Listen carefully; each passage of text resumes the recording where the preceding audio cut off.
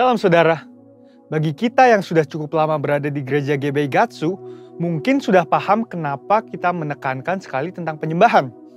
Tetapi bagi generasi yang baru, anak-anak muda, mungkin masih bertanya, kenapa sih kita harus menyembah Tuhan? Dalam Voice of Pentecost kali ini, kita akan membahas ada 5 alasan kenapa kita menyembah Tuhan. Alasan pertama yaitu saudara dan saya diciptakan untuk memuliakan Dia. Di dalam ayat Yesaya 43 ayat 6-7 dikatakan bahwa Aku akan berkata kepada utara, berikanlah, dan kepada selatan, janganlah tahan-tahan. Bawalah anak-anakku laki-laki dari jauh dan anak-anakku perempuan dari ujung-ujung bumi. Semua orang yang disebutkan dengan namaku yang kuciptakan untuk kemuliaanku, yang kubentuk dan yang juga kujadikan. Ayat ini mengajarkan bahwa hidup kita seharusnya membawa kemuliaan bagi Tuhan. Ada banyak cara untuk kita menyembah Tuhan. Salah satu cara yang akan kita bahas hari ini adalah dengan menyembah Tuhan lewat suara kita. Bayangkan betapa spesialnya manusia, diciptakan dengan pita suara dan kemampuan artikulasi nada. Bahkan telinga kita bisa membeda-bedakan melodi. Kita diciptakan dengan tangan dan kaki tentu untuk bergerak dan berjalan. Nah, sekarang kita menggunakan semua pemberian Tuhan, baik suara, telinga, tangan, dan kaki untuk memuliakan Tuhan lewat pujian dan penyembahan. Alasan kedua kenapa kita menyembah Tuhan adalah karena Dia telah melakukan perkara yang besar dalam hidup setiap kita. Kita telah ditebus dan menjadi umat kepunyaannya. Mari kita baca di dalam 1 Petrus 2 ayat 9. Tetapi kamulah bangsa yang terpilih, imamat yang rajani, bangsa yang kudus, umat kepunyaan Allah sendiri, supaya kamu memberitakan perbuatan-perbuatan yang besar dari Dia yang telah memanggil kamu keluar dari kegelapan kepada terangnya yang ajaib. Kalau kita baca bahasa Inggrisnya dari terjemahan NIV, dikatakan, that you may declare the praises of Him who called you out of darkness. Wow, kita dipanggil dan dipilih untuk mendeklarasikan puji-pujian tentang Allah yang begitu besar dan luar biasa. Tapi bagaimana kita mendeklarasikan puji-pujian tentang Allah? Yaitu dengan memuji dan menyembah Dia dengan segenap kekuatan kita. Tuhan Yesus menebus saudara dan saya di atas kayu salib, supaya kita dipindahkan dari kerajaan gelap kepada terangnya yang ajaib. Keselamatan itu mahal harganya, dan kita tidak mampu membayar itu. Tetapi, karena kasih karunia dan melalui imanlah kita diselamatkan. Dan respon orang percaya yang sudah diselamatkan seharusnya adalah untuk mengisi hidupnya dengan pujian dan penyembahan kepada Tuhan. Alasan ketiga kenapa kita menyembah Tuhan adalah karena itu perintah Tuhan sendiri. Di dalam kitab Mazmur 150, kalau kita baca ada banyak sekali kata-kata pujilah. Bahkan ada lebih dari 10 kali kata pujilah digunakan dalam Mazmur 150. Saya bacakan beberapa. Pujilah Tuhan dengan tiupan sangkakala, dikatakan di ayat 3. Ayat 5 berkata, pujilah Tuhan dengan ceracap yang berdenting. Dan di ayat 4 dikatakan, pujilah Tuhan dengan rebana dan tari-tarian. Kalau bahasa Indonesia menggunakan imbuhan akhirlah, artinya itu adalah perintah. Mazmur 103 ayat 1 juga berkata, pujilah Tuhan, hai jiwaku. Pujilah namanya yang kudus, hai segenap batinku. Bukan hanya dengan alat musik dan tari-tarian, tapi kita juga memuji Tuhan dengan segenap jiwa dan batin. Itulah mengapa gereja kita menekankan sekali dalam hal pujian dan penyembahan. Mungkin sebagian kita berkata, tapi suaraku tidak bagus, atau saya tidak suka bernyanyi. Apapun alasan kita, suka atau tidak suka, perintah Tuhan tetap sama. Pujilah Dia. Memuji dan menyembah Tuhan bisa dikatakan sebagai sebuah ketaatan kepada firman Tuhan. Dan kita tahu, ketaatan kepada perintahnya membawa berkat tersendiri. Alasan keempat, mengapa kita menyembah Tuhan adalah karena Dia begitu senang melihat anak-anaknya menyembah dan memuji Dia. Di dalam Mazmur 147 ayat 1 dikatakan, sungguh bermazmur bagi Allah kita itu baik, bahkan indah. Selama ini mungkin kita melihat penyembahan dari sisi manusianya, di mana kita yang membawa persembahan ke mezbah Tuhan, kita yang bekerja dan mengusahakan. Tetapi Tuhan senang melihat penyembahan dari anak-anaknya, sama seperti sepasang orang tua yang menerima kasih dari anaknya. Alasan kelima dan yang terakhir adalah karena di sorga nanti akan ada puji-pujian untuk selama-lamanya. Ayatnya di dalam Wahyu 5 ayat 13 dikatakan, Dan aku mendengar semua makhluk yang di sorga, dan yang di bumi, dan yang di bawah bumi, dan yang di laut, dan semua yang ada di dalamnya berkata, bagi Dia yang duduk di atas tahta, dan bagi Anak Domba adalah puji-pujian, dan hormat, dan kemuliaan, dan kuasa sampai selama-lamanya.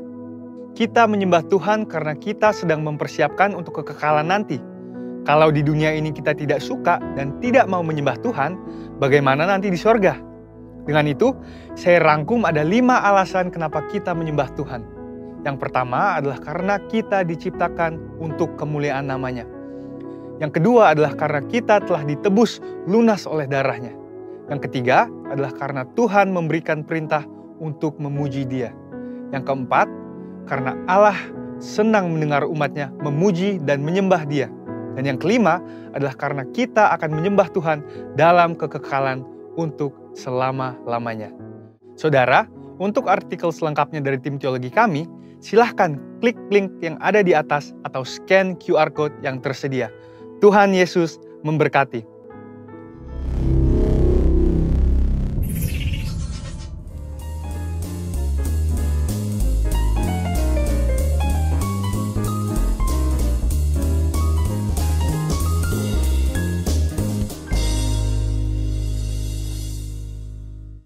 Amin.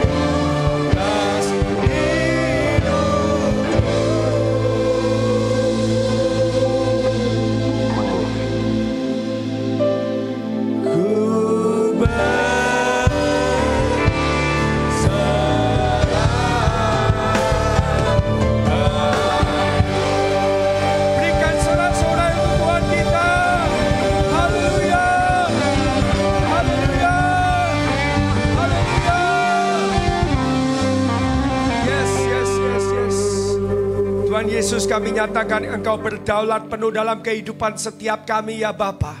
Ambil alih hidup kami, pakai sesuai dengan rencana-Mu. Kami persembahkan hidup kami sebagai korban yang hidup, yang kudus dan berkenan kepadamu. Tuhan, biarlah Engkau disukakan oleh puji-pujian kami. Kami minta Roh-Mu Tuhan untuk hadir bersama dengan kami. Kami minta Roh Kudus untuk berbicara kepada setiap kami, mematahkan setiap guguk perhambaan oleh karena dosa, oleh karena kelemahan, oleh karena kekhawatiran, ketakutan, dan gantikan dengan sukacita, gantikan dengan damai sejahtera-Mu, perkenanan-Mu, pertolongan-Mu, mujizat-Mu, terobosan-Mu ya Bapa. Kami percaya Engkau ada di tempat ini. 2-3 orang berkumpul di dalam nama Yesus, Engkau berjanji, Engkau hadir. Kami sambut Yesus, Engkau adalah Raja kami. Terima kasih Bapa. Terima kasih Tuhan Yesus.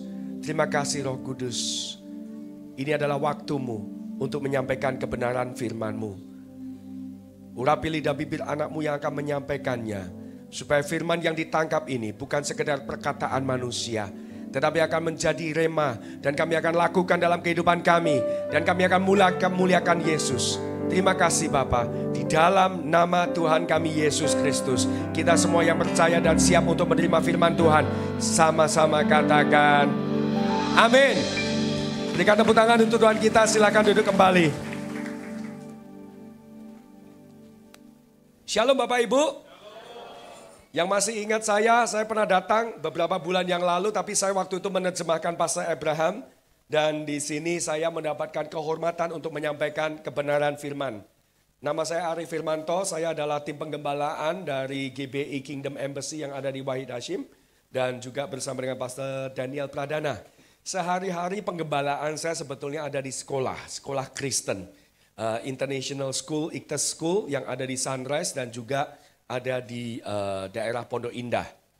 Dan di situ saya banyak berjumpa dengan orang tua, guru, anak-anak muda. Boleh percaya, boleh enggak, saya masih bisa pingpong dengan anak-anak SMA dan saya bisa menang. Ya, jadi meskipun saya masih ABG, anak baru gocap, ya, umur saya 51 tahun ini. Dan saya masih aktif main pingpong, kemudian dengan anak-anak SMA, main Rubik. Jadi untuk fellowship, saya waktu makan siang saya juga bisa luangkan buat mereka, mendoakan mereka, mendengarkan beban mereka. Dan kita akan adakan retret di minggu ini, cukup padat minggu ini dari Selasa sampai Jumat saya akan adakan retret sekolah untuk anak-anak SMP, SMA. Saya bagian kerohanian dan juga bagian IT kalau di sekolah, jadi mewakili semua yang ada di situ, semua perangkat. Dan saya bersyukur kalau hari ini saya ada di tempat ini. Saya melihat setiap kesempatan berkhotbah, bukan masalah khotbahnya, tapi menyaksikan kedahsyatan Tuhan dalam kehidupan saya. Bagaimana Tuhan Yesus ubahkan saya, bagaimana Tuhan Yesus pulihkan saya. Saya yang dulunya adalah orang yang benar-benar pemalu, malu-maluin, semuanya lah. Tapi Tuhan angkat saya dan jadikan saya untuk menjadi alat bejananya. Nah, hari ini saya akan membawakan satu tema yang cukup luas, umum. Tapi sebetulnya ini adalah, saya pikir ini adalah satu hal yang penting pesan hari ini buat kita semua. Dan bahkan bisa dibilang mungkin paling penting. Karena Tuhan berkali-kali mengucapkan kata-kata ini. Berkali-kali murid-muridnya tidak nangkap. Dan kalau saya bicarakan Tuhan bukan cuma Tuhan di perjanjian baru. Bahkan Allah di dalam perjanjian lama. Seringkali frase kalimat ini pasti Bapak Ibu sering dengar. Bahkan sejak zaman Abraham, ketika Allah akan memilih Abraham, membuat perjanjiannya. Di dalam Kejadian 15 dia katakan, Abraham jangan takut, engkau melangkah. Kemudian waktu zaman Yosua, berkali-kali Tuhan katakan kepada Yosua, Yosua kuatkan dan teguhkan hatimu. Kuatkan dan teguhkanlah hatimu. Kamu jangan takut, jangan bimbang, jangan takut. Dan itu berkali-kali diucapkan oleh Tuhan di dalam firman-Nya. Ada yang berkata bahwa mungkin ada 350 kata, jangan takut, jangan khawatir, kuatkan, teguhkan hatimu. 365, jadi satu hari satu. Ya saya kalau hitung benar-benar mungkin gak sampai segitu mungkin ya. Tapi dengan berbagai maksud, jangan gelisah hatimu, sama aja. Mungkin bisa juga gitu kan ya. Tetapi paling tidak ratusan ayat yang mencatat jangan takut, jangan bimbang, jangan gelisah, jangan khawatir. Dan saya rasakan hari-hari ini banyak orang-orang Kristen dilanda juga kekhawatiran, ketakutan. Makanya sederhana saja, saya berikan tema khotbah saya di GBI Pondok Gede Plaza ini, jangan takut. Lihat kanan kiri, katakan jangan takut. Ada wajah-wajah ketakutan? Ya, kita berdoa supaya semuanya senyum ya. Dan kita akan dikuatkan oleh firman Tuhan hari ini. Nah, saya akan mulai dengan satu, kenapa hal ini penting? Next. Singkat saja, dasarnya gini. Data kesehatan mental di Indonesia, ya, dikatakan dari 1 dari 10 orang mengidap gangguan mental. Gangguan mental itu apa ya? Nanti ada ya, stres lah, depresi lah, kemudian kecanduan lah, semuanya schizophrenia, setengah gila, yang gila dan sebagainya. Ya, kemudian untuk anak-anak remaja, datanya itu sekitar 1 dari 3 remaja saat ini, ya memang ini data 2022, saya percaya datanya bukannya lebih baik tapi bisa lebih meningkat. Ini data konservatif gitu ya. 15,5 juta remaja Indonesia memiliki masalah kesehatan mental selama 12 bulan terakhir. Kesehatan mentalnya tuh ya sekarang kita bicara tentang mental health. Ingat kita ini terdiri dari tubuh, jiwa dan roh. Roh kita terima Tuhan, tubuh kita juga mengalami banyak tantangan ya. Yang tidak pernah sakit adalah roh kita. Tapi secara jiwa kita bisa menghadapi stres, menghadapi tekanan. Nah ini depresi. Ini yang akhirnya setelah masalah kesehatan akhirnya menjadi gangguan mental yang lebih serius. 1 dari 20 remaja ya. Jadi kalau kita hitung 20 orang, 1 ini mengalami gangguan mental. Next. Kalau di dalam dunia WHO mencatat itu kurang lebih, ini data tahun 2024 ya. 1 dari 8 orang mengalami gangguan mental. 1 dari 8, 1, 2, 3, 4, 5, 6, 7. Nah ini stres nih. 1, 2, 3, 4, 5, 6, 7. Nah ini setengah gila ini. 1, 2, 3, 4, 5, 6, 7. Ah yang ini depresi. Itu cukup banyak. Kenapa? Karena dipicu oleh kekhawatiran paling banyak nomor 1. 284 juta orang. Ini yang ngaku. Yang gak ngaku berapa Bapak Ibu? Banyak. Makanya gak heran firman Tuhan selalu berkata jangan kamu khawatir. Apa yang kamu makan, apa yang kamu pakai. Jangan khawatir tentang hidupmu. Dan ini berkali-kali Tuhan Yesus bahkan mengingatkan jangan khawatir, jangan khawatir, jangan khawatir. Tetapi yang dilakukan oleh orang-orang percaya bahkan kebanyakan apa? Khawatir dan khawatir dan khawatir.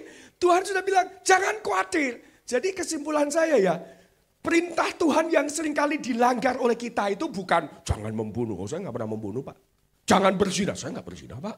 Ya, jangan menipu, saya nggak bohong Pak. Tapi kalau jangan khawatir, ya Pak, ngaku Pak. Ya, saya masih khawatir. Nah, ini adalah perintah yang seringkali dilanggar, bahkan untuk oleh saya juga gitu kan ya. Saya bertumbuh, tetapi yang saya mau katakan kita harus bertumbuh dari iman kepada iman. Makin lama, kalau dulu khawatirnya seminggu 3 kali ya, sekarang khawatirnya seminggu sekali. Ya, lebih bagus lah.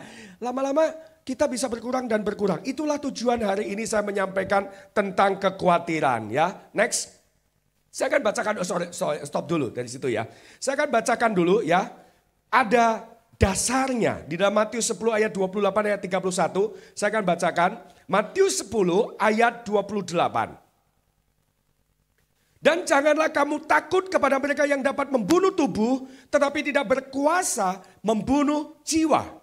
Nah ini dibedakan antara tubuh dan jiwa. Ya, jiwa di sini artinya roh. Bukan jiwa-jiwa nyawa, tapi roh kita. Ya, nyawa melayang, betul sih nyawa melayang. Tapi jiwa roh kita itu selalu kekal. Takutlah terutama kepada dia di sini D-nya besar berarti Tuhan. Yang berkuasa membinasakan baik jiwa, spirit maupun tubuh di dalam neraka. Bukankah burung pipit dijual 2 ekor seduit? Namun seekor pun daripadanya tidak akan jatuh ke bumi di luar kehendak Bapamu. Dan kamu, rambut kepalamu pun terhitung semuanya. Sebab itu, janganlah kamu takut. Karena kamu lebih berharga daripada banyak burung pipit. Di dalam ayat 28, ini yang berbicara Tuhan Yesus. Yesus mengajar dan Tuhan Yesus katakan, janganlah kamu takut. Kemudian ayat 31, sebab itu janganlah kamu takut. Dari 28, 29, 30, 31. 4 ayat Tuhan Yesus berkata, Jadi beberapa kalimat ini tapi 2 kali Tuhan Yesus berkata, janganlah kamu takut, janganlah kamu takut. Kenapa? Karena Tuhan tahu kita itu makhluk yang mudah takut, gitu kan ya. Makanya diibaratkan kita itu seperti domba. Ya, salah satu ciri-ciri domba itu kagetan Bapak Ibu. Jadi kalau ada domba sekelompok domba gitu ya, stres. Domba itu gampang stres. Makanya harus air yang tenang. Kalau airnya bergejolak dia nggak bisa minum. Karena hidung sama mulutnya ini kan dekat, jadi kesedek gitu kan. Nggak mau minum. Kemudian ketika diserang oleh serigala, yang diserang 1, yang mati 4. Kenapa? Yang 3 serangan jantung takut. Jadi yang diterkam 1, yang mati semua. Kenapa? Makanya Yesus itu berkata kan dia gembala yang baik. Karena pada dasarnya domba itu adalah seperti kita. Mudah khawatir, gak bisa makan, manja. Ya ini adalah persoalan utama. Bagaimana kita itu mudah khawatir. Dan kita mudah ketakutan, mudah depresi. Kalau istri saya selalu bilang, kita tuh suka mencicil kesusahan masa depan. Belum merit aja udah stresnya minta ampun. Belum juga dapat jodoh. Nanti kalau punya anak, ya ampun usia masih 18 tahun sudah mikirin kalau punya anak.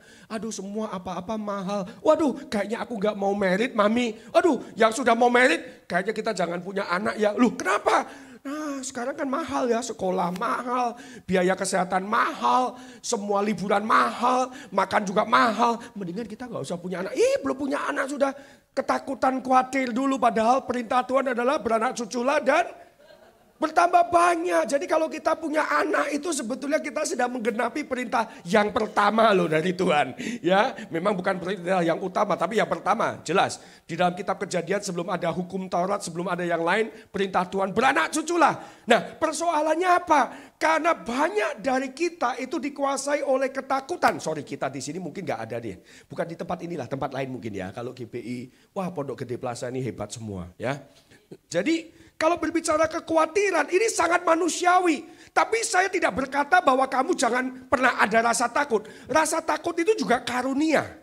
Yang dimaksudkan khawatir di sini adalah dalam pengertian Alkitabiah, kita takut karena kita tidak percaya bahwa Tuhan beserta kita dan Dia pedulikan kita. Itu artinya khawatir.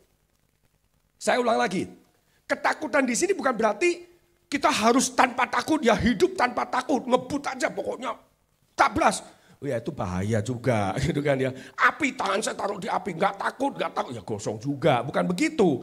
Rasa takut itu sebagai survival kita supaya hidupnya lama gitu ya. Jangan mati muda karena kebut-kebutan dan sebagainya. Tapi yang dimaksudkan jangan khawatir. Kenapa? Ketika kita khawatir, kita sedang memalingkan wajah kita dari Tuhan dan seolah-olah Tuhan nggak berkuasa, tidak berdaulat. Kita barusan nyanyi loh. Engkaulah Tuhan, engkaulah Raja, berdaulat dalam kehidupanku. Kalau kita percaya Tuhan berdaulat dan Tuhan turut campur dalam segala sesuatu untuk mendatangkan kebaikan dalam kehidupan kita, yang mengasihi Dia, yang percaya sesuai dengan panggilan kita, masuk dalam panggilan kita, nggak perlu khawatir akan masa depan, akan anak-anakmu. Tuhan jagai. Gak perlu khawatir, gak perlu merenungkan ketakutan dan kekhawatiran. Yang menjadi persoalan adalah ketika kita takut, kita renungkan, kita pikirkan lama-lama. Waduh, itu akan menjadi semakin besar, semakin besar, semakin besar. Jangan ngomong iman deh. Definisi iman mungkin kita bingung, banyak hal. Ya memang Ibrani 11, satu hal. Iman itu berarti apa? Hidup percaya penuh bahwa Tuhan berdaulat, Tuhan turut bekerja dalam hidup saya, dan Tuhan melindungi saya. Itu adalah iman. Sehingga kita bisa melangkah, memang bukan berarti tanpa gangguan, ada gangguan. Bukan berarti semua langit hijau. Oh ya, langit kok hijau ya? Biru gitu. Ya saya cuma mencoba, Bapak Ibu ngantuk enggak gitu kan ya. Jadi kalau yang ketawa berarti enggak ngantuk. Ya, ini ngeles, namanya orang sekolah kan ya biasa pinter lah, guru tuh enggak pernah salah guru itu ya. Ya. Jadi kembali lagi, Tuhan tidak menjanjikan langit selalu biru. Tapi di tengah badai, Yesus ada di dalam badai. Dan Yesus menenangkan badai dalam kehidupan kita. Berikan tepuk tangan untuk Tuhan kita. Nah, next. 3 kebenaran. Nah ini saya sekarang baru masuk nih ya. Tadi baru pendahuluan. Nanti saya sampai jam 1 ya. Oh ya, jam 1. Ya, enggak. Ya. 3 kebenaran mengapa kita tidak perlu takut. Nah ini alasannya. Sekali lagi, takut di sini artinya kita lupa bahwa Tuhan hadir dalam hidup kita dan Tuhan turut campur dalam kehidupan kita. Orang yang takut, khawatir, pasti lupa sama Tuhan. Pasti dia tidak memalingkan di hadapan Tuhan. Kalaupun kita memalingkan dan ada di dalam hadirat Tuhan, oh meskipun ada badai, Tuhan aku percaya Engkau sanggup untuk menyembuhkan aku. Aku percaya Engkau sanggup untuk melindungi aku. Aku percaya Engkau sanggup untuk menjaga hidupku dan anak-anakku. Nah itu namanya percaya. Yang pertama, alasannya, kita telah menerima keselamatan kekal. Alasan kenapa kita tidak perlu takut, yang pertama, yang paling dasar, kita telah menerima keselamatan kekal. Kalau engkau percaya kepada Yesus Kristus sebagai satu-satunya juru selamatmu, satu-satunya raja yang berdaulat atas hidupmu, maka engkau memperoleh kehidupan yang kekal. Makanya Yesus di dalam Matius 10 ayat 28 berkata, dan janganlah kamu takut kepada mereka yang membunuh tubuhmu. Tetapi mereka tidak berkuasa membunuh jiwa atau rohmu. Takutlah terutama kepada siapa? Tuhan. Yang berkuasa membinasakan baik jiwa maupun tubuh di dalam neraka. Kita sudah menerima keselamatan kekal. Bapak Ibu, yang paling berkuasa di dalam dunia alam semesta ini siapa? Jangan ragu, yang paling berkuasa di tengah alam semesta ini siapa? Tuhan Yesus, namanya siapa? Yesus. Engkau baca kitab Wahyu, Yesus nanti akan datang kedua kali bukan sebagai domba yang tersembelih. Kadang-kadang bagus juga sih kita membayangkan Yesus itu disalibkan. Itu nggak salah, kita akan mengalami menjalankan Jumat Agung dan sebagainya. Tetapi ingat, Yesus yang datang nanti adalah dia singa dari Yehuda. Dia datang untuk menghakimi yang hidup dan yang mati. Makanya Yohanes di Pulau Patmos, ketika dia melihat Tuhan Yesus, dia gak mengenali. Mungkin yang di pikiran Yohanes itu adalah Yesus yang mati di kayu salib. Tetapi ketika Yesus muncul di Pulau Patmos, waduh, matanya itu bersinar-sinar. Dari lidahnya keluar pedang. Begitu mulia, bercahaya. Begitu menakutkan buat dia, buat Yohanes, dan dia tersyukur. Dan sekali lagi Yesus menepuk, jangan takut Yohanes, ini aku, Alfa dan Omega. Oh, ternyata dia Tuhan. Oh yes Tuhan, yes Tuhan. Nah, makanya banyak kita itu melihat Yesus sebagai, saya nggak tahu ya dari mana ya. Memikirkan Yesus itu lemah, memikirkan Yesus itu ya dulu mati, ya memang mati, tapi nanti dia datang. Makanya di sini Yesus ngomong, kamu tuh hanya harus takut sama dia, yaitu Yesus, yaitu aku, yang berkuasa membinasakan roh, tubuh untuk masuk ke dalam neraka. Dia akan datang menjadi hakim, menghakimi yang hidup dan yang mati. Dan barang siapa yang menolak nama Yesus, mereka akan menerima penghakiman kekal.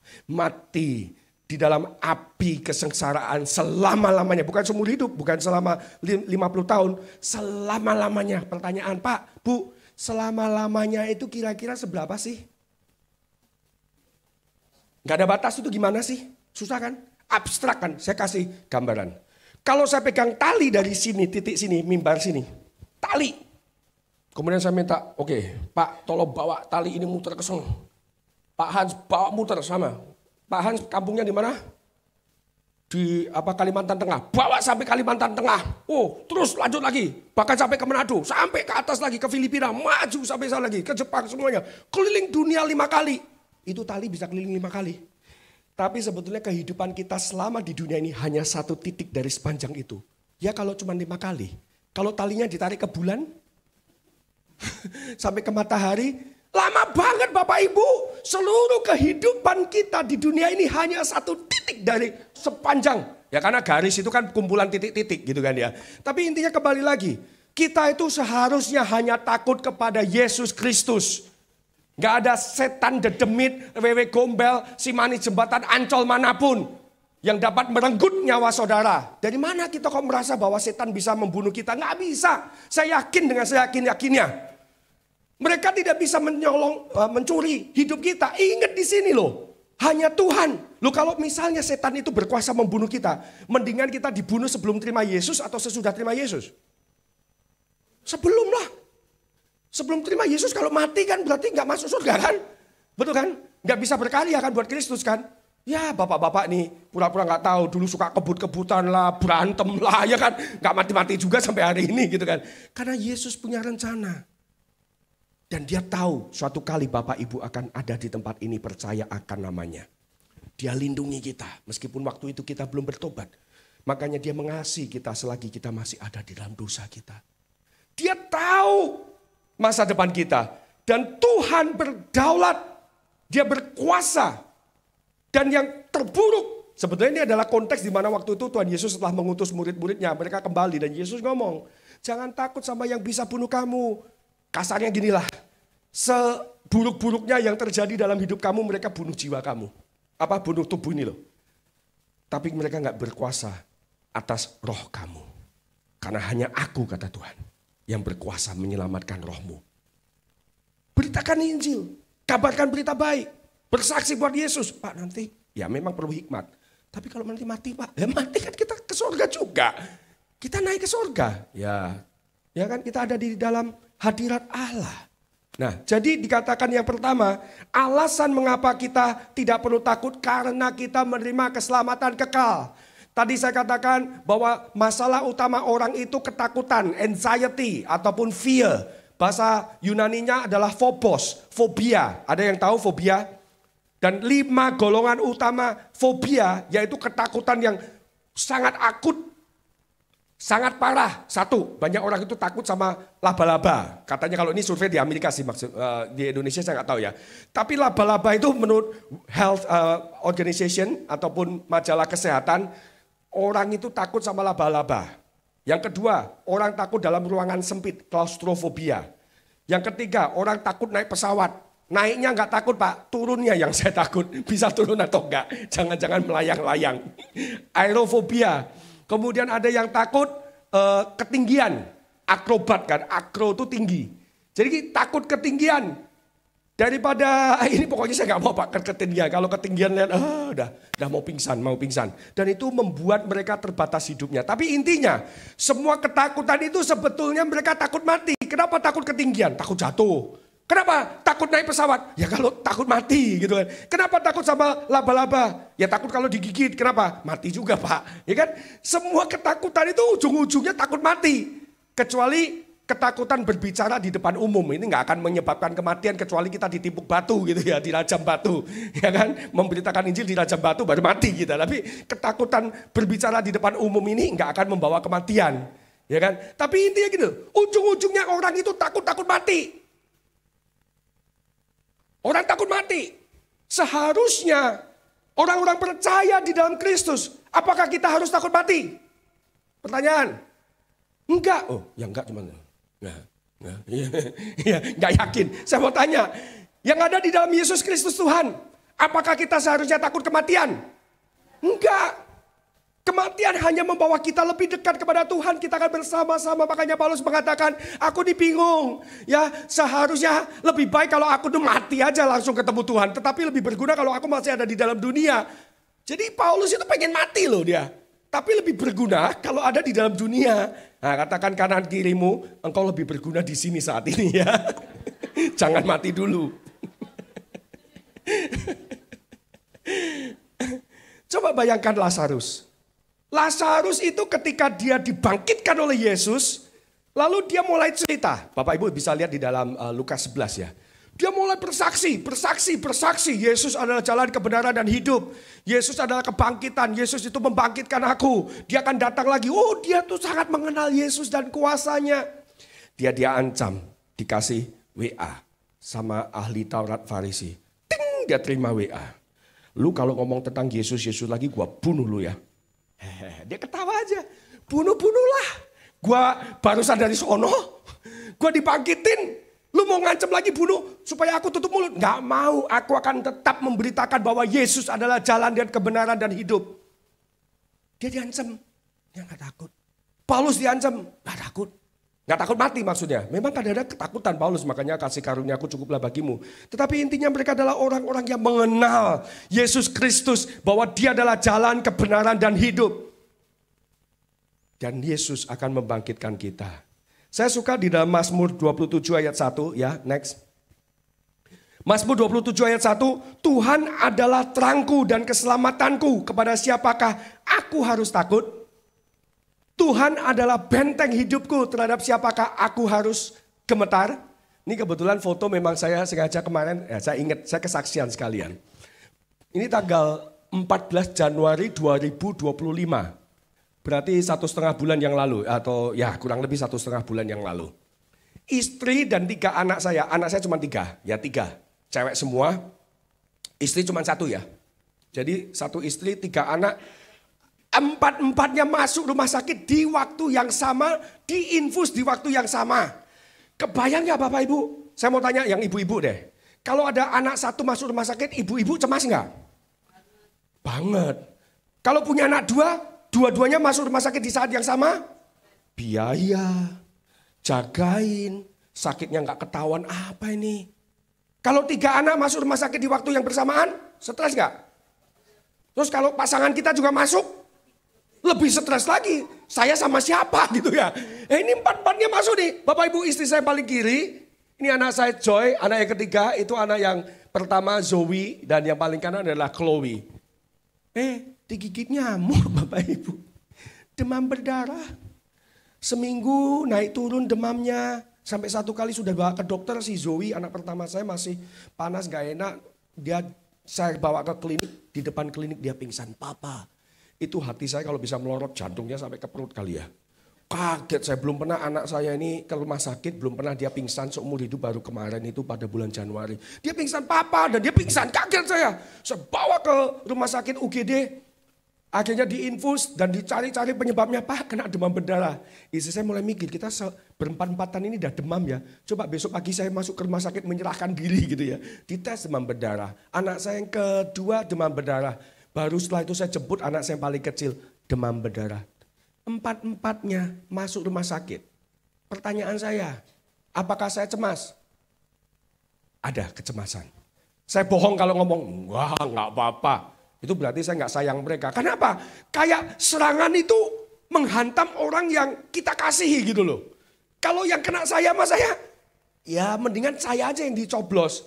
Anak saya yang paling kecil dicoblos juga nangis. Nah, aduh sebagai seorang ayah ya, lihat anak saya yang 6 tahun ini nangis aja dah. Aduh Jarum, aduh dok mesti ambil darah lagi, aduh tiap pagi diambil darah lagi. Sampai saya bilang, Joy lihat papa ya, papa kan ganteng nih supaya kamu gak merasakan kesakitan. Bersanda, dia ketawa, coblos, nah diambil darahnya. Dan dalam momen itu Bapak Ibu, saya mau jujur sama Bapak Ibu, saya khawatir. Di momen itu saya gak bisa tidur. Saya jagain waspada. 5 hari saya di rumah sakit. Saya nggak pulang ke rumah, ya jagain anak-anak saya sama istri saya. Dan puji Tuhan dapat kamarnya seberangan, sebenarnya 2-2, ini pas kumpul. Akhirnya malah jadi piknik ya, jadi staycation gitu ya. Setelah sudah baikan staycation, kita bersyukur Tuhan itu memberikan ekstra liburan gitu ya. Januari mereka baru masuk, kemudian ke rumah sakit. Tapi ada 2 kamar, pas seberangan depan-depan.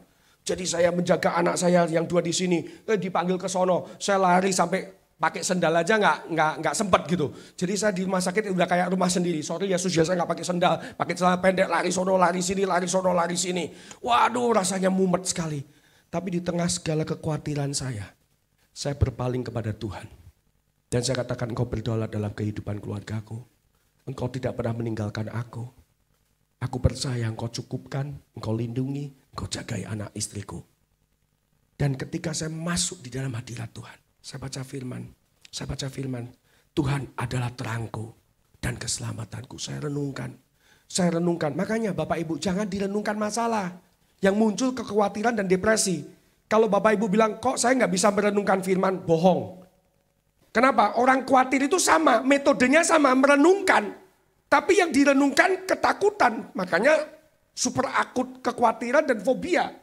Tapi kita harus gantikan kekhawatiran itu dengan firman. Hafalkan Tuhan adalah terangku dan kekuatanku. Keselamatanku. Kepada siapakah aku harus takut? Bahkan kita teriak. Ya malam-malam saya gak teriak sih. Tapi dalam hati saya hafalkan dan bahkan saya lanjutkan lagi. Saya doa. Dan di dalam Mazmur 27 ada sesuatu yang luar biasa. Saya mau bacakan di dalam, memang saya gak siapkan di situ. Di dalam Mazmur 27 ayatnya yang ke-13. Nah Tuhan tuh kayak ngomong sama saya. Ngomong tuh maksudnya bukan, hai Arif. Bukan begitu. Ya, ada damai. Waktu saya membaca Mazmur 27 ayat 13, sesungguhnya aku percaya. Nah ini, sesungguhnya aku percaya. Terlepas dari semuanya, sesungguhnya aku percaya akan melihat kebaikan Tuhan di negeri orang-orang yang hidup bukan cuma negeri orang mati nanti. Tapi saya percaya Tuhan, saya klaim janjimu bahwa aku akan melihat kebaikanmu selagi aku hidup. Artinya itu.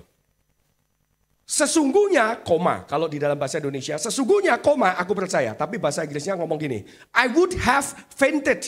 Aku ini sudah pingsan kalau aku nggak percaya akan melihat kebaikan Tuhan selagi aku hidup. Terjemahan lain mengatakan, I would have lost heart. Artinya gini, aku ini pasti sudah putus asa. Udah kehilangan hati deh. Udah gak ada hati lagi saya untuk melanjutkan kehidupan. Kalau aku gak percaya bahwa aku akan melihat kebaikan Tuhan selagi aku hidup. Orang yang khawatir, orang Kristen yang khawatir, berarti mereka tidak percaya bahwa mereka akan melihat kebaikan Tuhan selagi mereka hidup. Mereka masuk di dalam spiral makin dalam, terpuruk di dalam depresi, ketakutan, kecemasan, fobia. Gak bisa bangkit. Depresi. Karena mereka tidak percaya bahwa mereka akan melihat kebaikan Tuhan selagi mereka hidup. Next. Kok jadi tegang ya? Senyum dong, senyum dulu. Santai dulu, saya minum dulu ya, permisi.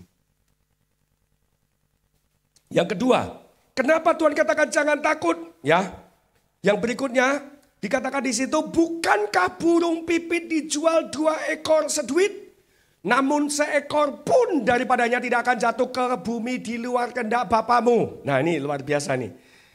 Siapa yang tahu burung pipit? Ya seperti inilah ya. Ada yang bilang burung gereja. Tapi mungkin di beberapa daerah ada juga yang ngomong itu burung emprit. Kalau orang Solo bilang emprit gitu ya. Burung emprit ini adalah burung yang gak beraga. Dari semua jenis burung mungkin ini salah satu yang gak paling banyak populasinya. Paling sering dijumpai. Karena di mana ada manusia, manusia makan. Maka burung ini akan datang dan mematok remah-remah. Jadi dia ini adalah pemakan remah-remah. Dan burung pipit ini kalau Bapak Ibu lihat. Ada yang pelihara burung pipit sebelumnya?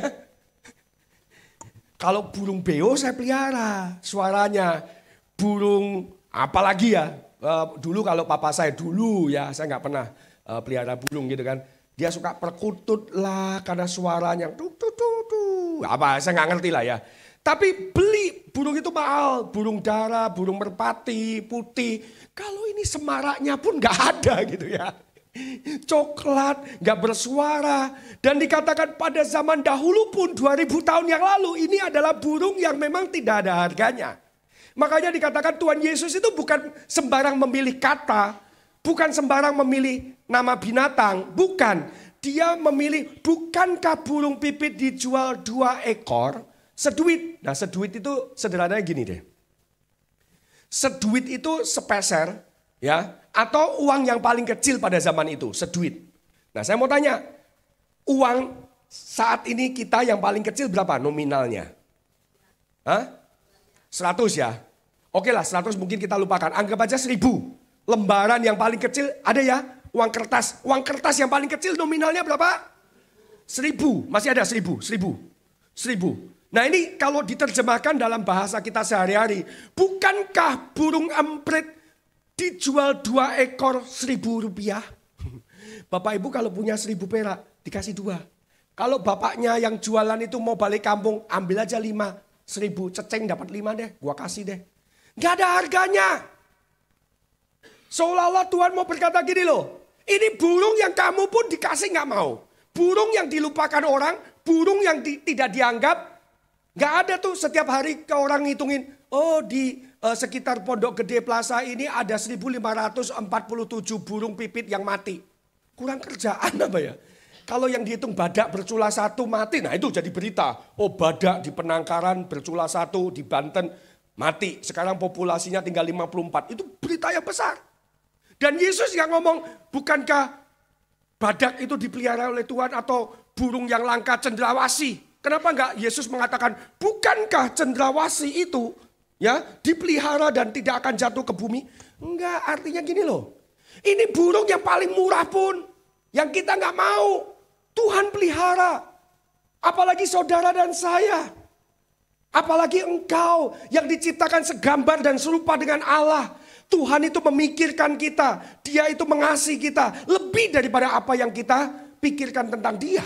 Dan meskipun kita jatuh itu apa? Gagal. Kadang kita gagal, kadang kita juga masih marah, masih ngomel. Kemudian kita mungkin gagal di dalam melayani Tuhan. Engkau mengalami trauma. Nah, salah satu masalah depresi, anxiety, kekhawatiran ini adalah trauma. Kegagalan masa lalu. Dibully, perundungan. Nah, ini menyebabkan orang itu mengalami depresi dan anxiety. Mengalami kekhawatiran, anxiety itu kekhawatiran maksudnya. Dan Tuhan katakan bahwa meskipun engkau gagal di masa lalu, tetapi Tuhan mau angkat engkau. Tuhan mau mengasihi engkau. Dia tetap mengasihi engkau meskipun engkau gagal. Tuhan tetap menyayangi engkau. Meskipun engkau juga dulu pernah meninggalkan dia. Jatuh bangun tapi bangkit. Tuhan mau topang hidupmu. Tuhan mau membuat hidupmu kuat. Tuhan mau membuat hidupmu itu bercahaya bagi namanya. Next. Mazmur 37 ayat 23 sampai 24. Tuhan menetapkan langkah-langkah orang yang hidupnya berkenan kepadanya. Persoalannya, pertanyaannya adalah apakah engkau hidupnya berkenan di hadapan Tuhan? Yang tadi saya katakan takutlah akan dia, maksudnya takut kepada Tuhan yang sanggup untuk membinasakan baik rohmu maupun tubuhmu. Takut di situ bukan ketakutan. Bukan. Takut akan Tuhan dalam pengertian bahasa Alkitabnya adalah kita menghormati dia. Lebih dari apapun dan siapapun. Itu artinya menghormati dia dan membuat kita berkenan di hadapan Tuhan. Jadi ketika hidup kita itu ada di dalam hadirat Tuhan. Kita mengutamakan Yesus. Kita menyadari campur tangan Tuhan. Hadirat Tuhan bukan cuma di sini saja. Saudara pulang, Tuhan Yesus ada di sana. Di tengah badai Tuhan Yesus ada. Dan waktu engkau menyadari, makanya berdaulat atas hidupku. Berdaulat itu apa sih? Tuhan itu duduk di atas tahtanya. Dia berdaulat, dia berkuasa kayak raja yang memerintah. Orang khawatir karena ada. Persoalan orang khawatir apa? Dia tidak bisa mengontrol situasi, makanya jadi khawatir. Betul? Orang khawatir itu karena dia tidak bisa mengontrol, mengendalikan orang lain, mengendalikan suami, mengendalikan anak, mengendalikan situasi ekonomi, bahkan masa depannya. Tapi kita tahu siapa yang mengontrol semuanya itu. Kita tahu siapa yang ada di atas tahtanya. Namanya Yesus. Gonjang-ganjing apapun yang ada di dalam dunia ini, bahkan ada apapun persoalannya, engkau harus percaya Yesus bertahta. Dan dia berkuasa. Dan dia mau mengasihi kita, memberikan kesempatan kedua dan ketiga, keempat. Kalau engkau datang kepadanya, engkau berkenan kepadanya. Maka Tuhan akan menopang tanganmu. Apabila ia jatuh, tidaklah sampai tergeletak. Kenapa? Sebab siapa yang menopang kita? Sebab Tuhan yang menopang kita. Dan Tuhan itu menuntun kita. Seperti anak kecil. Siapa yang pernah punya anak bayi? Pernah punya? Yang punya anak waktu kecil, ketika jalan, apakah dia belajar jalan? Umur 11 bulan, ada yang 12 bulan, jatuh. Kemudian, oh kamu ya bodoh ya, ayo bangun. Enggak lah, pasti akan ditarik lagi. Ayo nak, jatuh, ayo bangun, jangan nangis. Yuk. Itu cara Tuhan membimbing kita. Tuhan akan mengangkat kita, dia melindungi kita dan tidak akan membiarkan kita itu membusuk di tanah ini. Tetapi Tuhan mau memakai hidup kita. Jadi poin yang kedua yang saya mau sampaikan. Bahwa kenapa kita tidak perlu takut? Karena Tuhan tetap mengasihi kita meskipun kita mengalami kegagalan. Meskipun kita jatuh. Tetapi jangan tetap kita tergeletak. Jangan nyaman hidup di dalam dosa. Kita harus keluar. Kita harus hidup berkenan. Syaratnya apa? Kita hidup berkenan kepada Tuhan. Kita ikuti perintah Tuhan. Kita mau merendahkan diri kita kepada Tuhan. Alasan yang ketiga dan yang terakhir. Kenapa kita tidak perlu takut sih Bapak Ibu? Kenapa? Nah, saya bacakan. Yang ketiga, Tuhan pedulikan setiap detil kehidupan kita. Bukan cuma kehidupan kita. Sangat detil. Tuhan itu melihat hidup kita begitu detil. Kayak pakai mikroskop dilihat sampai setiap sel darah kita. Tuhan itu tahu, dia detil sekali. Ya, dari mana kita tahu? Matius 10 ayat 30. Masih lanjutan dari yang tadi kan. Dan kamu, rambut kepalamu pun terhitung semuanya. Saya termasuk anak Tuhan yang paling tidak nyusahin Tuhan. Dalam hal menghitung rambut. Karena rambut saya sedikit. Enggak itu. Artinya begini. Bapak Ibu. Saya mau tanya ibu-ibu deh ya, jangan bapak-bapak ya. Ibu-ibu, saya mau tanya, apakah ibu-ibu tahu berapa jumlah rambut ibu di atas kepala ibu? Wah, kalau ibu-ibu ke salon bisa berjam-jam, nggak pernah dihitung tuh. Hah? Kalau dikorupsi sama tukang salon dicabutin gimana coba? Katanya rambutku mahkotaku. Rambutku mahkotaku. Ada yang pernah menghitung? Atau kira-kira tahu nggak sih kisarannya? Di atas 10.000, di bawah 10.000, antara 50.000, 100.000? Tahu nggak? Pernah berpikir nggak? Ibu aja nggak pernah memikirkan berapa. Kalau saya sudah lama nggak memikirkan berapa jumlah rambut saya. Tapi Tuhan peduli loh. Tuhan peduli setiap rambut kita. Tuhan tahu. Makanya kalau ngomong tentang hal ini, ternyata ada data Bapak Ibu. Saya mau kasih tahu data Bapak Ibu. Ahli rambut bisa menghitung rambut. Ya, mereka punya mesin, mereka punya cara. Katanya, kalau rambut saudara pirang asli ya, bukan buceri ya, bule cat sendiri ya, bukan dicat sendiri. Tapi kalau rambut saudara itu pirang, saudara memiliki sekitar 145.000 helai rambut. Ya, kalau rambut saudara itu hitam atau coklat, nah rata-rata kan hitam sama coklat kita orang Indonesia. Maka Bapak Ibu punya rambut sekitar 120.000. Kalau rambut saudara merah, saudara hanya memiliki 90.000.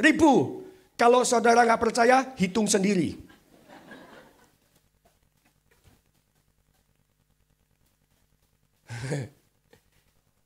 Berapa jumlah rambut di kepala saudara Bapak Ibu, itu tidak membebani Tuhan. Gak ada artinya. Kadang-kadang kita berpikir Tuhan itu begitu sibuk sehingga hal-hal sepele aku gak mau serahkan kepada Tuhan. Mungkin apakah Tuhan masih mau menjawab doaku? Aduh, itu pertanyaan yang menurut saya konyol sekali. Konyol sekali. Apakah Tuhan mau? Tuhan mau. Bahkan dia lebih mengenal hidupmu dibandingkan engkau sendiri. Kita pikir kita yang paling ngerti hidup kita. Saya baru tanya aja, tahu nggak berapa banyak rambut di kepala kita? Nggak ada yang tahu loh. Yang paling tahu itu siapa? Tuhan. Tuhan itu begitu detail memperhatikan kehidupan kita. Dia memperhatikan kita, menghitung kita. Ya, dengan luar biasa. Manusia itu mungkin cuma bisa menghitung ya. Ini kalau pengetahuan katanya. Manusia itu paling bisa menghitung maksimal 7 item tanpa menghitung. Maksudnya gini, kalau saya sekilas lihat, ini saya menghadap sini ya. Saya dengan cepat bilang ini speakernya 3. 1, 2, 3. Kalau di bawah 7, kalau saya punya anak 5, saya pergi ke mall, sekilas sekelebatan saya tahu anak saya yang satu mana. Kok cuma 4? Karena apa? Secara umum kita bisa ngitung kalau di bawah 7. Tapi kalau sudah 20, guru sekolah minggu, guru SD, kalau pergi field trip, mau pergi ke taman mini, waduh mesti dibagi kelompok-kelompok, dipecah kelompok kecil, kamu ngawasin 7. Paling bagus itu satu orang ngawasin 7, paling gampang. Kalau satu orang 25, bingung kita. Begitu kumpul baris, 1, 2, 3, 4, 5, 6, 7, kok hilang 1 gitu kan ya. Tapi kalau 3, anak saya 3, masakan mau ke mall baris, berhitung, 1, 2, 3. Ini pikir bapaknya gila juga nih. Cuman 3 suruh ngitung 1, 2, 3, oh ya ayo kita pergi. Cuman 3 loh anaknya. Kalau 12 gitu mungkin ya, suruh ngitung. Nah, jadi kemampuan manusia dalam menghitung itu terbatas. Tuhan gak terbatas. Dia tahu tepat rambut kita 120.000. Kalau saya mungkin 90.000, ya udahlah 80.000. Tapi bahasa Inggrisnya lebih bagus lagi Bapak Ibu. Bahasa Indonesia kan di sini dikatakan, dan kamu rambut kepalamu pun terhitung. Soalnya dihitung kan. Kalau ini bahasa Inggrisnya, bahasa aslinya dari bahasa aslinya, all numbered. Numbered itu apa? Dinomorin. Menghitung sama menomorin. Itu beda atau sama? Saya bisa dengan cepat menghitung berapa jemaat di sini. 5 menit saya selesai. Tapi kalau saya harus menghafal nama Bapak Ibu, semuanya menghafal nama, mungkin sampai jam 4 sore gak boleh keluar ya, sampai saya hafal ya. Mau kita coba? Saya harus hafal nama Bapak Ibu sekalian. Gak mampu otak saya udah. Tuhan bukan cuma menghitung, menomorin. Kayak kurang kerjaan banget ya Tuhan. Tapi itu menggambarkan Tuhan itu begitu mengasihi kita, memperhatikan kita. Kita lagi tidur dilihat, kita lagi jalan dilihat. Kita lagi bangun dilihat, kita lagi semuanya Tuhan perhatikan dan tidak pernah meninggalkan kita. Itu kenyataan kasih Bapa Surgawi kepada kita. Ada ibu-ibu pergi ke salon kemudian ngomong gini, Pak tolong ya rambut saya yang nomor 93 sampai 547 jangan dipotong. Kapsternya mau motong, potong dewe, ini guntingnya silakan potong sendiri. Pak tolong ya rambut saya yang 120 itu bercabang, ya di treatment. Atau rambut saya nomor 5.000, mana ada sih yang nomorin rambut, kurang kerjaan amat dan gak mampu. Ahli rambut hanya bisa menghitung rambut. Tapi menomorin rambut nggak bisa, nggak mampu. Itu menunjukkan apa?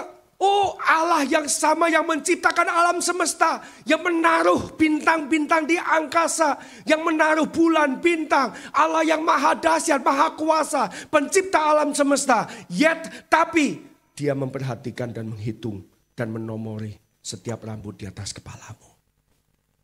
Dia ingin terlibat dalam setiap detil kehidupan kita. Dia selalu ada di tengah pergumulanmu. Ketika engkau nangis, engkau pikir gak ada yang tahu. Malam-malam kau terisak, bantalmu basah. Suamimu mungkin gak tahu, anakmu gak tahu. Tapi ada satu pribadi yang sangat mengenal engkau dan dia mengetahui. Namanya siapa? Yesus. Dia memperhatikan engkau dengan sangat detil. Next. Ini 7 tahun yang lalu ya, tuh anak saya masih punya 7 tahun yang lalu, anak saya seperti ini. Waduh kalau rambutnya segini saya bisa hitung nih.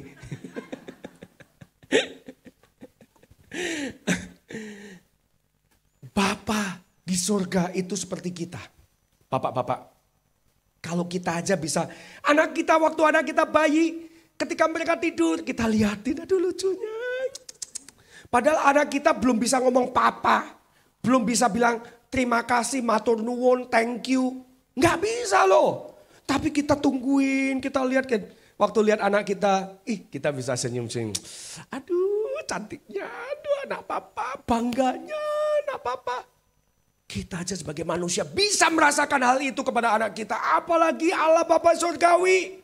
Ketika kita tidur dia ingin memberkati kita. Orang yang hidupnya berkenan kepada Tuhan dan bahkan dikatakan bahwa Tuhan memberkati anak-anaknya selagi mereka tidur. Saya nggak mengatakan malas dan nggak boleh bekerja ya. Maksudnya gini loh, ada waktunya kita istirahat. Kita serahkan kepada Tuhan. Malam itu jangan begadang, malam tidur. Ya supaya nggak cepat kena serangan jantung gitu loh. Kita perlu tidur, kita perlu pelihara. Dan di situ Tuhan akan memberkati anak-anaknya selagi kita tidur. Allah itu begitu mengasihi kita.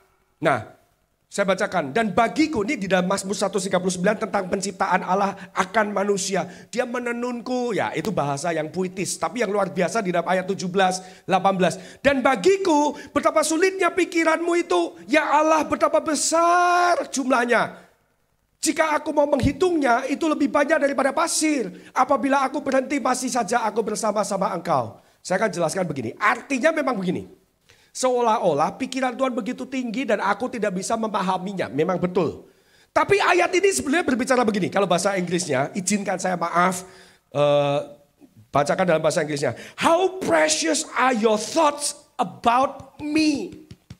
Betapa luar biasanya pikiranmu tentang aku. Jadi maksudnya gini. Tuhan itu memikirkan aku. Itu berkali-kali berjam-jam. Berabad-abad bahkan sebelum dunia dijadikan. Kita sudah ada di dalam pikiran Tuhan dan setiap hari, setiap saat Tuhan memikirkan aku. Jumlah kali waktu Tuhan memikirkan aku. Itu jika aku menghitungnya lebih banyak daripada pasir. Bukan cuma pasir yang ada di sini. Bukan cuma pasir yang ada di Indonesia. Kalau kita kumpulkan semua pasir yang ada di Amerika Latin, di Spanyol, di Prancis, di Belanda, di Amsterdam sana, di Jerman. Kalau kita bisa tumpuk semuanya itu. Ada yang bisa ngitung nggak? Nggak mungkin. Seluruh dunia ini semua pasir dikumpulin. Misalnya jumlahnya 13 triliun misalnya gitu. Pikiran Tuhan terhadap saya itu melampaui jumlah 13 triliun itu. Berkali-kali dia memandang aku dan dia mengingat aku. Berkali-kali Tuhan merenungkan hidupku tentang hidupku. Tuhan itu memikirkan kita jauh lebih banyak dibandingkan jumlah pasir yang ada di dalam dunia. Terus apa yang harus kita khawatirkan? Artinya bahwa Tuhan itu mau terlibat dalam kehidupan kita. Tuhan mengasihi kita jauh melampaui. Ya memang kadang kita itu lupa sama Tuhan. Tapi Tuhan tidak pernah melupakan kita. Kembali kepada Tuhan, masuk dalam hadiratnya. Kita akui dia waktu kita nyetir, waktu kita mau tidur, waktu kita bahkan tidur bermimpi, Tuhan, aku mau mengasihimu, aku mau kau menjadikan Tuhan dan juru selamat dan berdaulat atas hidupku. Bapak Ibu, kalau kita punya Allah yang maha kuasa, Allah yang sama yang menempatkan alam semesta. Sampai sekarang ilmuwan tidak tahu berapa banyak bintang di angkasa. Dan itu tak terbatas, enggak pernah manusia bisa menghitung bintang di angkasa. Bahkan bintang di angkasa itu jauh lebih banyak dibandingkan pasir yang ada di dunia ini. Begitu besar angkasa. Tapi Allah yang maha besar, dia memperhatikan saudara ketika engkau tidur. Dia memikirkan saudara jauh lebih banyak dibandingkan jumlah bintang-bintang di alam semesta ini. Dia begitu mengasihi saudara. Satu kali sebelum saya menikah sama istri saya bilang gini sama saya menikah omong-omong, ya memang agak telat, 37 tahun saya menikah, makanya anak saya masih kecil. Kalau aku gak bisa punya anak, kalau aku tidak bisa memberikan bayi kepada kamu, masih maukah kamu menikah sama aku? Kaget saya, Bu. Kalau saya umur 37, kalau saya bilang enggak, wah, ya kan? Itu ibaratnya dulu waktu saya di daerah Grogol ngekos, waktu kerja masih di daerah Sudirman zaman dulu lah ya. Kalau ada bis itu kan biasanya malam-malam kita mau pulang gitu ya. Dari Sudirman kalau udah nongkrong sama teman-teman mau pulang. Grogol, terakhir, Pak di belakang sudah nggak ada bis, ini terakhir. Dan waktu istri saya bilang, maukah kamu menikah sama aku kalaupun aku nggak bisa punya anak? Dalam pikiran saya, Grogol, terakhir. Usia udah 37. Emang lu pikir lu ganteng, lu botak lagi. Lu juga hamba Tuhan. Lu juga gak punya duit banyak, gak ada tabungan. Grogol, terakhir. Maukah kamu? Saya kayak merenung apa-apa. Kalau aku tidak bisa. Ini menertawakan masa lalu. Enak ya kalau sama Tuhan ya. Kita bisa menertawakan saat-saat yang dulu kita menderita gitu. Kalau aku gak bisa punya anak, kamu mau menikah sama aku gak? Wah saya kaget. Saya juga gak mau sembarangan ngomong, mau. Bohong juga. Karena saya menangkap bahwa Tuhan meskipun usia saya 37, saya pengen punya anak, saya seperti Abraham gitu ya. Waduh Tuhan tolong, saya bilang gini, Tuhan tolong, jawabannya apa? Langsung download, download, aduh dapat wifi dari surga, hadirat Tuhan muncul. Saya bilang gini, menikah itu tujuan utamanya bukan sekedar punya anak. Tapi kalau kita menikah, supaya kita bersama-sama menggenapi panggilan Tuhan. Pendeta dilawan. Akhirnya lulus. Saya kaget. Kenapa sih kamu nanya pertanyaan yang sulit begitu? Ya memang saya itu mandul. Saya udah cek kemana-mana. Saya itu maaf kata gak pernah haid. Saya gak pernah datang bulan. Bertahun-tahun. Tandanya apa? Saya gak subur, gak fertile. Dan ini kenyataan. Tapi saya bilang gini, it's okay. Kita doa. Kita punya Allah yang punya kuasa. Dia menciptakan segala sesuatunya. Seperti tadi Mazmur 139. Tidak ada yang mustahil bagi Tuhan. Kadang-kadang kita hidup di tengah dunia yang sangat logika. Sangat logis. Semuanya kita minta jawaban secara logika. Bapak Ibu gak bisa. Gak bisa. Kita harus percaya bahwa Tuhan adalah Tuhan yang sanggup menyembuhkan kita melampaui. Saya gak mengatakan menganulir data dari rumah sakit dan dokter ya. Saya menghargai mereka. Mereka berjuang buat kita. Tapi yang saya maksudkan, di dalam kondisi itu saya mengenal, saya punya Bapa surgawi. Dia pencipta langit dan bumi. Oh Tuhan, kalau Engkau sanggup memberikan anak kepada Abraham, aku gak setua Abraham loh Bapak. Bapak surgawi gitu ya. Istriku juga gak setua Sarah loh, dia umur 90 tahun. Ya meskipun dia 28, saya 36 lah waktu itu. Kami doa. Waktu kami sudah menikah, saya doa istri saya pertama kali marah. 2 kali marah kan. Saya sudah bilang, saya gak punya anak. Saya gak bisa punya anak. Kamu doa, saya udah patahkan dalam nama Yesus kemandulan semuanya. Galatia 3:13, terkutuklah yang tergantung di atas kayu salib supaya berkat Abraham turun atas anak-anak Tuhan. Saya doa begitu, istri saya marah. Kan dari dulu saya udah bilang, saya gak bisa punya anak. Kenapa kamu doa? Minta anak. Gak sampai 1 bulan, 2 bulan ya. Juni sampai Agustus, bulan 6, bulan 8. Istri saya hamil dalam waktu 2 bulan. Makanya saya saksikan ini bukan untuk saya. Bukan saya hebat, oh berarti saya hebat. Wah ya, sel saya kayak Navy Seal. Wah kayak Denjaka, ya, wah bisa nyelam. Ya, tapi Tuhan buat mujizat. Siapa yang menciptakan anak saya? Anak saya pertama namanya Zoe. Zoe, God's life, hidupnya Allah. Kita pikir ya itu dah anugerah. Hamil yang kedua namanya Chloe, artinya berlimpah, hidup yang berlimpah. Dapat yang ketiga namanya Joy. Yang ketiga paling lucu Bapak Ibu. Ketika tahu istri hamil, saya bawa kayaknya hamil nih, positif. Bawa ke dokter. Dokter bilang, selamat Pak. Memang positif Pak. Ada data rekaman medis sebelumnya dari ibu? Nggak ada nih, baru pertama kali. Masa baru pertama kali datang ke dokter kandungan? Data yang dulu saya perlu lihat untuk mengetahui usia tepatnya anak bayi ini berapa. Oh gitu ya dok ya. Nggak ada dok, ini baru pertama. Masa sih? Ya ini baru pertama, dokter pertama. Saya sampai mau marah juga. Ditanya masih, kenapa dok? Ini anak sudah 5 bulan. Kira-kira. Saya lihat istri saya, kamu kok nggak tahu 5 bulan? Kita kayak orang bodoh di depan dokter. 5 bulan Bapak Ibu. Bulan November ketahuan istri saya hamil November. Bulan Maret, lahir. Jadi bulan depan Joy itu usianya. Jadi November, Desember, Januari, Februari, Maret. Lahir. Pertama kali ke dokter kandungan bulan November. Bulan Maret sudah lahir. Seneng gak Bapak Ibu-ibu kalau cuma 4 bulan hamilnya? Seneng ya? Mau anak 12 kalau begitu. Ya kan? Yang susah kan 9 bulan. Makanya kalau bapak-bapak bilang, ayo dong ma, anak lagi. Enak aja, lu aja yang hamil. Lu pikir enak hamil 9 bulan, muntah-muntah, puyeng. Ya kan? Itu anak saya, karena istri saya sekali lagi tidak ada tanda-tanda bulanan, datang bulan itu nggak ada. Dia aktif, olahraga lah. Saya pernah bilang loh, kayaknya bagian perut kamu yang ini agak gede. Nggak apa-apa nanti saya sit up. Dia sit up Bapak Ibu, hamil di sit upin loh. Ini anak ini hebat juga nih. Nggak ada penguat kandungan, ngangkat anak saya, bahkan gendong Zoe yang paling gede waktu itu ya memang belum segede ini. Dia gendong pulang dari sekolah naik ke lantai 2. Dia taruh di di ranjang waktu tidur pulang sekolah itu ya. Dia dalam kondisi hamil 5 bulan. Gendong anak yang pertama, olahraga. Kalau Tuhan mau menjadikan anak, itu rencana Tuhan. Cuma saya katakan gini, kembali lagi ke laptop. Poin terakhir, saya janji terakhir. Sebab itu janganlah kamu takut, ya, jangan khawatir. Karena kamu lebih berharga daripada banyak burung pipit. Burung pipit Tuhan pelihara, burung yang kamu aja gak mau.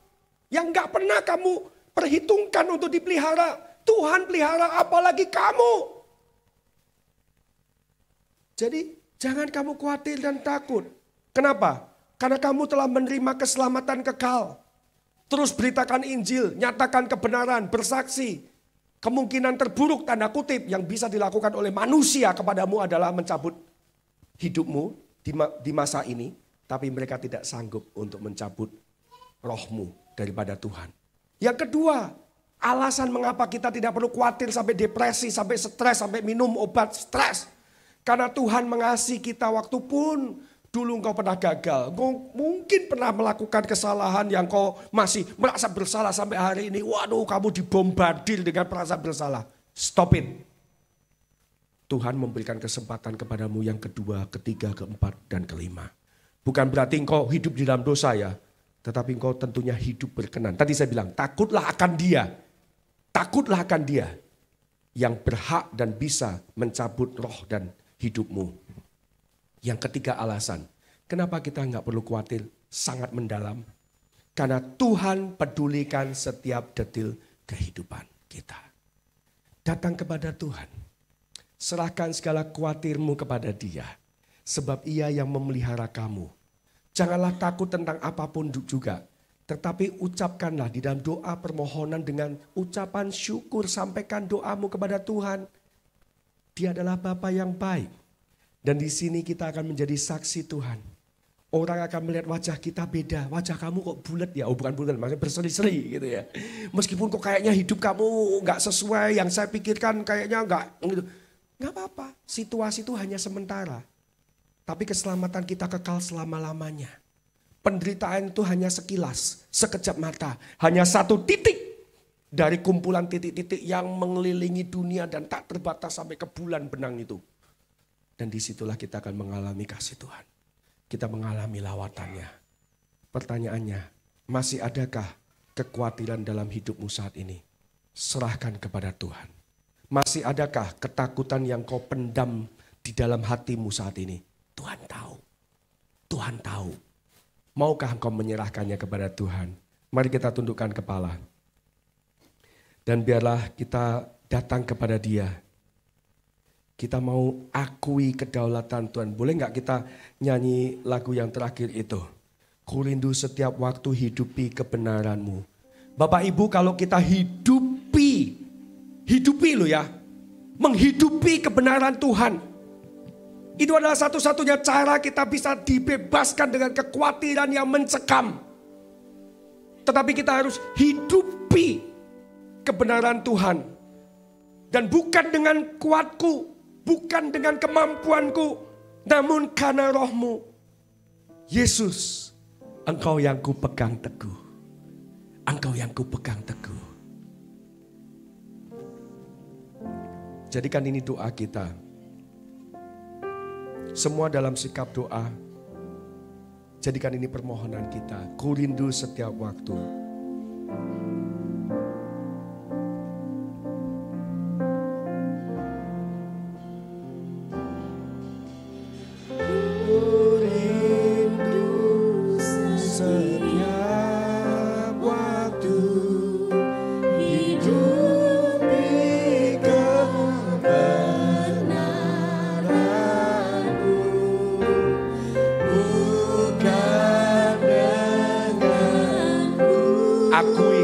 Di hadapan Tuhan saat ini, bukan karena kekuatanku Tuhan, namun semuanya oleh karena Roh-Mu ya Tuhan.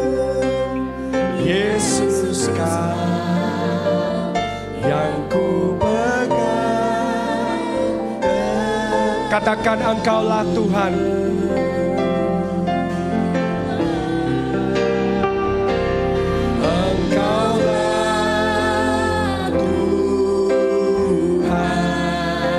Katakan Engkaulah Rajaku. Oh yes Lord. Engkau adalah Raja yang berdaulat dalam kehidupanku. Lat atas hidupku ku berserah. Mari saya undang kita semua bangkit berdiri. Sebagai doa kita katakan, Engkaulah Tuhan.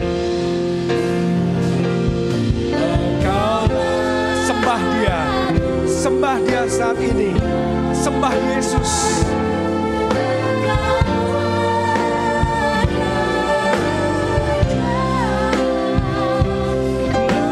Berdaulat atas hidupku, ku berserah.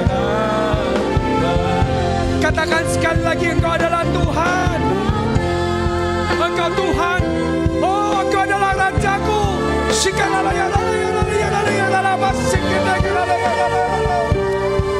Tuhan berdaulatlah atas hidupku, berdaulatlah atas kehidupan keluargaku. Oh terima kasih Tuhan. Sekali lagi katakan, akui Dia, Engkaulah Tuhan, Engkaulah Raja.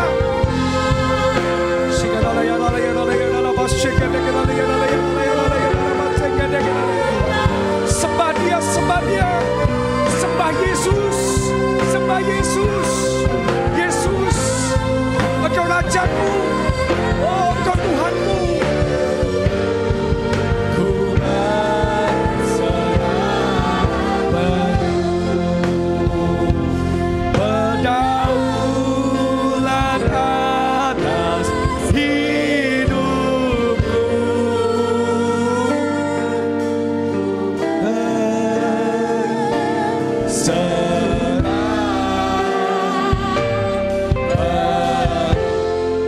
sorak-sorai kemenangan untuk Tuhan kita. Haleluya, haleluya, haleluya. Yesus, Engkau adalah Tuhan, Engkau adalah Rajaku, Engkau adalah Tuhan yang baik, Engkau adalah gembalaku, Engkau adalah kota bentengku, Engkau adalah pelepasku, penyembuhku, Engkau adalah penyediaku. Tuhan, kami bersyukur untuk hari ini. Kiranya nama Yesus yang ditinggikan, kiranya nama Yesus dihormati, kiranya nama Yesus yang disanjung. Tuhan, kami berdoa pada saat ini Tuhan, kalau ada di antara kami yang masih merasakan kegentaran, ketakutan, mereka tidak bisa tidur, mereka tidak bisa makan, mereka tidak bisa beristirahat, hati mereka berat, menanggung beban kehidupan. Saat ini Tuhan, lepaskan mereka di dalam nama Yesus. Biarlah mereka memandang diri mereka sebagaimana Tuhan memandang mereka, bahwa mereka berharga di mata-Mu. Engkau mengetahui setiap detil kehidupan mereka, tidak ada satu detik pun terlewatkan dari pandangan-Mu. Engkau mengasihi mereka, Engkau memelihara mereka, Engkau memberkati mereka. Aku berdoa supaya hidup mereka berkenan kepadamu, supaya mereka mengutamakan Yesus, menghormati Yesus, meninggikan nama Yesus sebagai Tuhan dan Raja, menempatkan Engkau di tempat yang layak atas hidup mereka. Dan waktu mereka hidupnya berkenan kepadamu, maka tangan kuasa-Mu yang akan menopang mereka, Roh-Mu yang akan menguatkan mereka. Engkau yang akan membuka jalan di saat tidak ada jalan. Engkau yang akan menyembuhkan mereka. Engkau yang mematahkan kemandulan-kemandulan itu. Kami mau nyatakan bahwa Yesus ajaib. Kami mau nyatakan bahwa Roh-Mu berkuasa. Saat ini Tuhan, Engkau buka jalan, Engkau sembuhkan, Engkau berikan terobosan. Terima kasih Bapa. Yes. Anak-Mu telah selesai berbicara. Tetapi biarlah Roh Kudus yang terus bekerja dalam kehidupan kami. Lanjutkan pekerjaan-Mu yang baik dalam hidup setiap kami, supaya nama Yesus semakin ditinggikan dalam hidup kami. Nama Yesus dimuliakan. Di dalam nama Yesus Kristus, kita semua yang sudah menerima anugerah kebenarannya dan siap untuk melakukannya, sama-sama katakan amin. Tuhan Yesus memberkati.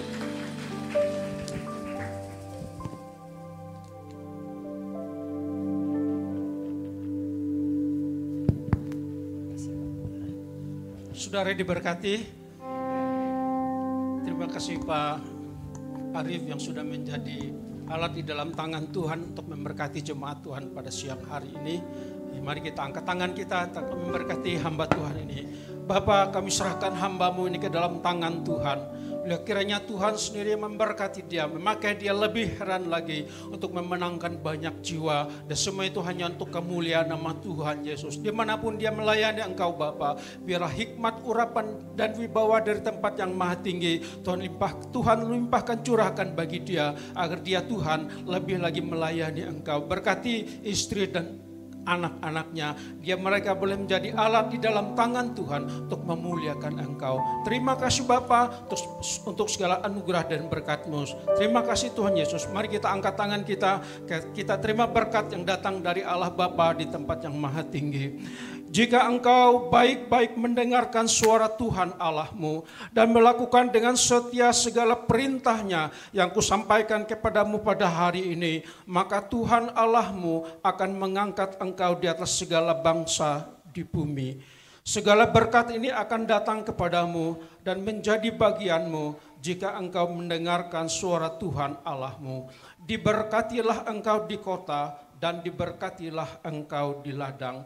Diberkatilah buah kandunganmu, hasil bumimu dan hasil ternakmu, yaitu anak lembu sapimu dan kandungan kambing dombamu. Diberkatilah bakulmu dan tempat adonanmu. Diberkatilah engkau pada waktu masuk dan diberkatilah engkau pada waktu keluar. Saudara yang kasih di dalam Tuhan, pulanglah dan terimalah berkat yang datang dari Allah Bapa di tempat yang maha tinggi, yaitu berkat sukacita, damai, sejahtera Tuhan, kiranya menuntun, memimpin, menyertai dan memberkati saudara sekalian, mulai dari hari ini, besok, lusa, sampai selama-lamanya, hingga pada kedatangan Tuhan Yesus yang kedua kali untuk menjemput kita dan kita tetap setia. Setiap kita yang percaya dan sudah diberkati, kita katakan sama-sama, amin. Puji nama Tuhan. Bapak Ibu Saudara, boleh untuk bersaat teduh sejenak.